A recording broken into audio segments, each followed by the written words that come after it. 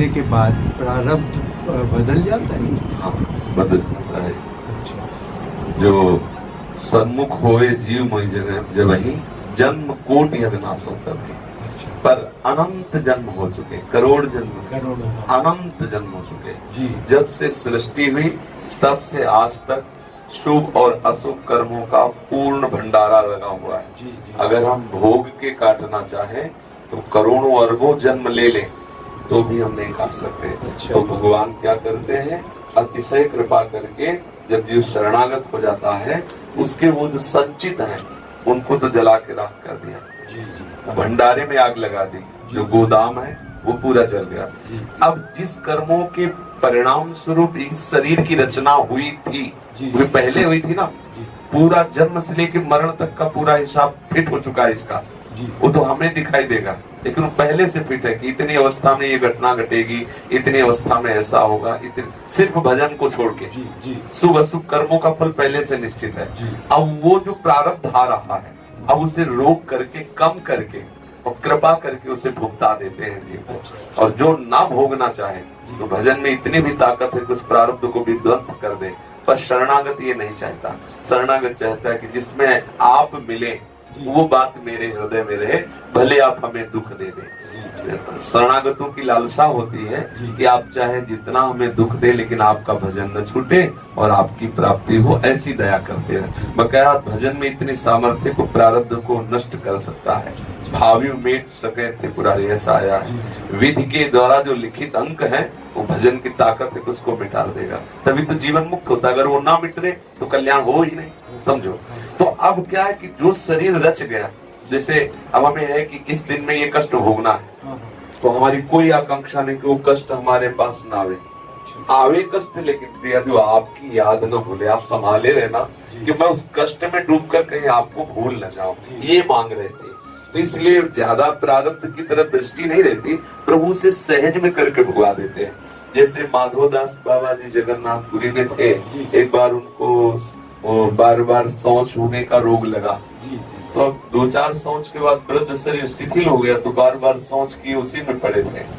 जब होश आया तो देखा कि 14 वर्ष का बालक पीताम्बर बांधे हुए और नई लंगोटियां फैला उनको पहना रहा है, और मल भरी लंगोटी समुद्र से धो धो के तांग रहा है। तो सोचा कुछ गरीब अकिंचन का कौन हो सकता है।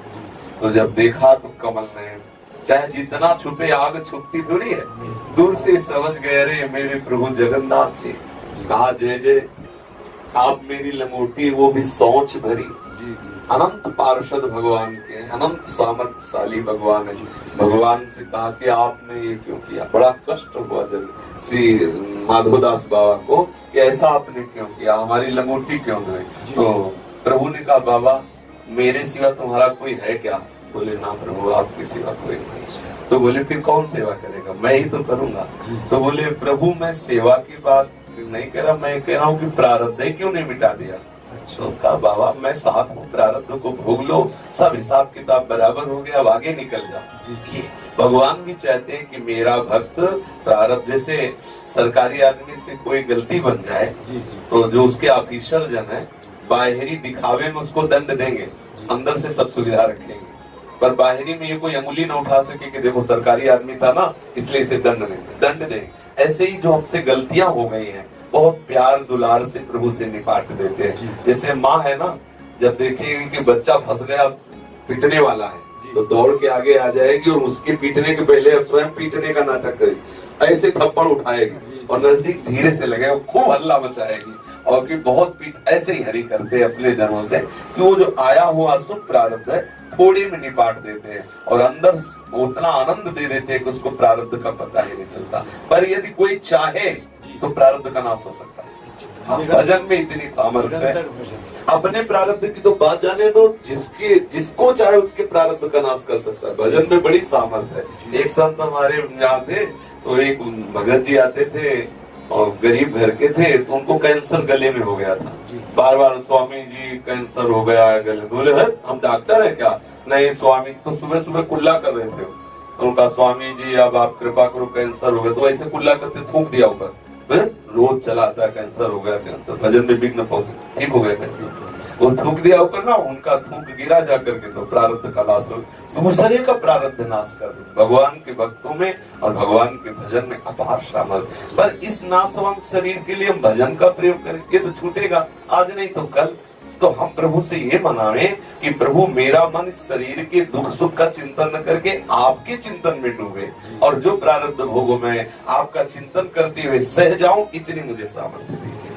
वो क्या सामर्थ्य इतनी है, वो प्रारब्ध का नाश कर सकता है। श्री उड़िया बाबा और हरि बाबा गिरिराज जी में एक संत रहते थे, 100 गोपाल शास्त्र नाम का रोज पाठ करते थे। तो उनको लकवा मार गया, पैरालिस कहते हैं ऐसे मानो।